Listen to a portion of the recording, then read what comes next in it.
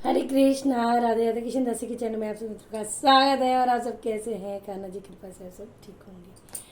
तो आज कार्तिक मास का मैं 30वां अध्याय सुनाने जा रही हूँ। और वीडियो पसंद आ जाए तो लाइक शेयर कमेंट जरूर से करना, ठीक है जी। तो आज मैं कथा अपनी तुलसी जो महारानी से विवाह हुआ है अंदर ही है अभी, क्योंकि अभी आदिवासी है तो वो नहीं बाहर रख सकते, छू नहीं सकते इसलिए। और संडे है फिर कल, तो 2 दिन अंदर ही रहेंगी। तो मैं आपको अंदर ही कथा सुनाऊंगी, फिर बाद में बाहर, ठीक है जी। तो यहाँ पे शालिग्राम भगवान जी बैठे हैं। तुलसी मैया की जय। प्रणाम कर लेते हैं। पहले बोल लेते हैं, तुलसी माता हे सुखदाता, तुम हो कृष्ण की प्यारी, जो जगाए हम तेरी दिन रात, ये भक्ति है मेरी।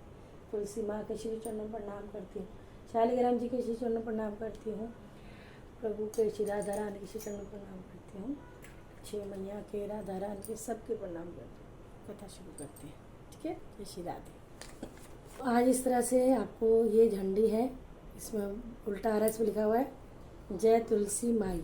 तो आपको माता रानी का भी मिले, कोई मिले तो या घर पे भी इस तरह का झंडा बना सकते हो और फिर हम तुलसी मैया में लगा देंगे। चलो ठीक है जी, पहले लगा ही देते हैं। बोलो तुलसी मैया की जय। तो मैंने ध्वजा लगा दी है और ये राई दामोदर यानी कि ये मैं आज आंवला और तिल और राई लेके कथा सुनूंगी, ठीक है। इसको मिक्स कर लेते हैं ऐसे, और थोड़े से तिल और राई मैं इसमें डाल लूँगी जल में।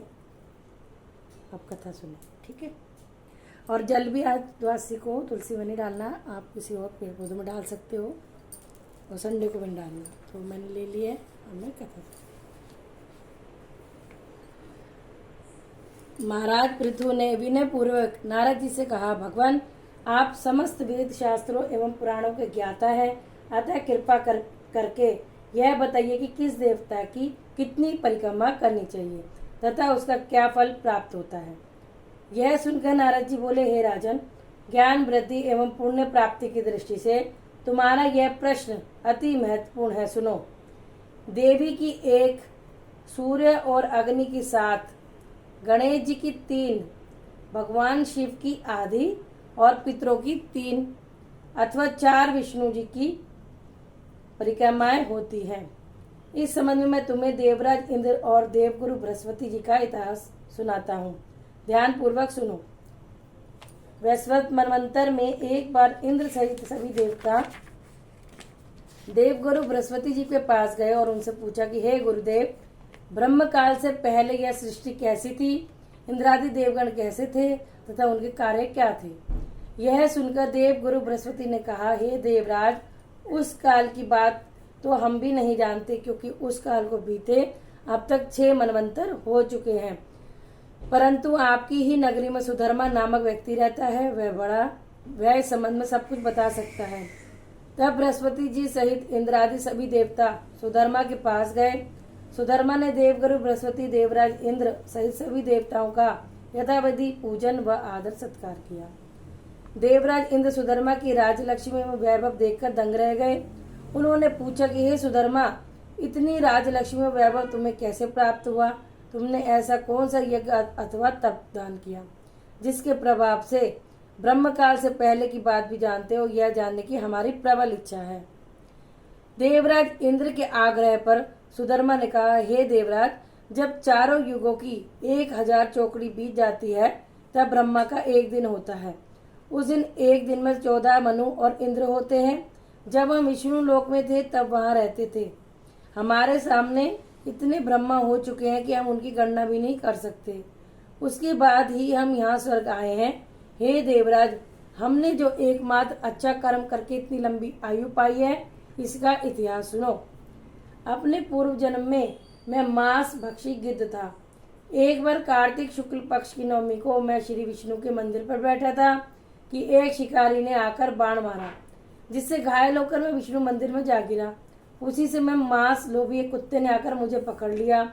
उसकी देखा देखी अन्य कुत्ते भी वहां आ गए। वह कुत्ता उनसे डरकर मुझे मुंह में दबाए मंदिर के चारों ओर घूमने लगा। अन्य कुत्ते भी उसके पीछे थे। इस प्रकार सबने मंदिर की प्रदक्षिणा कर ली। इस बीच मेरी मृत्यु हो गई। देवराज इंद्र, हे देवराज, मंदिर की प्रदक्षिणा से भगवान अत्यंत प्रसन्न हुए और उन्होंने मुझे अपना परम पद दे दिया। यह वृत्तांत सुनकर देवराज इंद्र एवं अन्य देवतागण अति प्रसन्न हुए और उन्होंने भी भगवान का पूजन कर प्रदक्षिणा की। तत्पश्चात नारद जी ने नवमी में भगवान की परिक्रमा का महत्व बताते हुए कहा, हे राजन, कार्तिक शुक्ल नवमी सतयुग की आदि तिथि है। नवमी के दिन भगवान की पूजा, प्रदक्षिणा, व्रत, दान, तप तथा यज्ञ करने का कई गुना फल प्राप्त होता है। यदि कार्तिक शुक्ल नवमी को मथुरा में जाकर भगवान का पूजन एवं परिक्रमा की जाए तो उससे अनंत फल की प्राप्ति होती है। हे राजा पृथु, प्रदक्षिणा करने में जितने पग उठते हैं उसके उतने ही कुल वैकुंठ में वास करते हैं। प्रदक्षिणा मतलब परिक्रमा करने वाले की। यदि मथुरा नगरी जाना संभव न हो तो हे राजन, किसी अन्य धार्मिक स्थल पर जाकर परिक्रमा करनी चाहिए। यदि यह भी संभव न हो तो किसी ब्राह्मण की, भगवान विष्णु की प्रतिमा की, गौ की, तुलसी की अथवा शालिग्राम जी की परिक्रमा करनी चाहिए। हे राजन, तुलसी जी अथवा शालिग्राम की प्रदक्षिणा करने से समुद्र सहित संपूर्ण पृथ्वी की परिक्रमा करने का फल प्राप्त होता है। कार्तिक के शुक्ल पक्ष की नवमी को गो, ब्राह्मण, दिवाल्या, तुलसी, वन, साधु, वैरागी, जीवन मुक्त, परमहंस, गृहस्थ, वेद, उपवेद तथा पुराण से ये सब ग्राम में ही निवास करते हैं। अतः अपने ग्राम की प्रदक्षिणा करने मात्र से भी सभी की प्रदक्षिणा हो जाती है। हे राजन, यदि ग्राम की प्रदक्षिणा करनी हो तो प्रातःकाल स्नान आदि से निवृत्त होकर कमंडल हाथ में ले ओम नमो भगवते वासुदेवाय का जाप करते हुए सूर्योदय से पूर्व की प्रदक्षिणा आरंभ करें। ब्राह्मण देवस्थान अथवा शालिग्राम की प्रदक्षिणा सूर्योदय के बाद भी की जा सकती है। तो ये आपको मैंने सुनाया 30वां अध्याय। अब ये आंवला, तिल और राई मैं तुलसी माँ में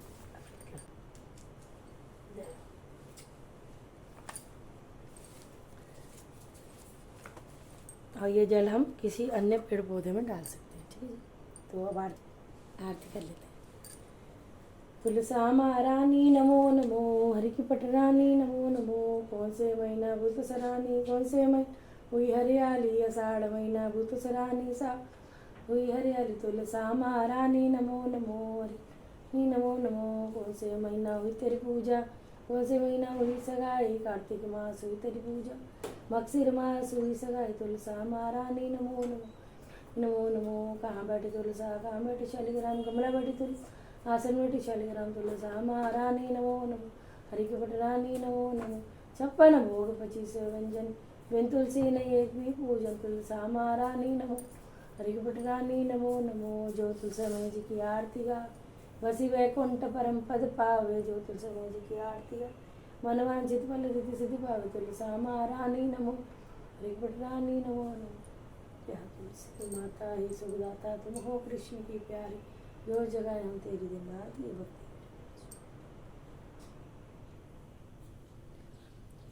आप भी आरती लिए स्वस्थ रहिए, मस्त रहिए।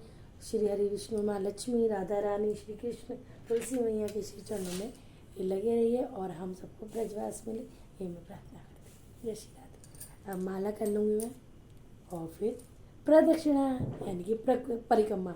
अब ऐसे बैठे हुए तो हम परिक्रमा हम राइट हैंड से इस तरह से घूम सकते हैं 4 बार।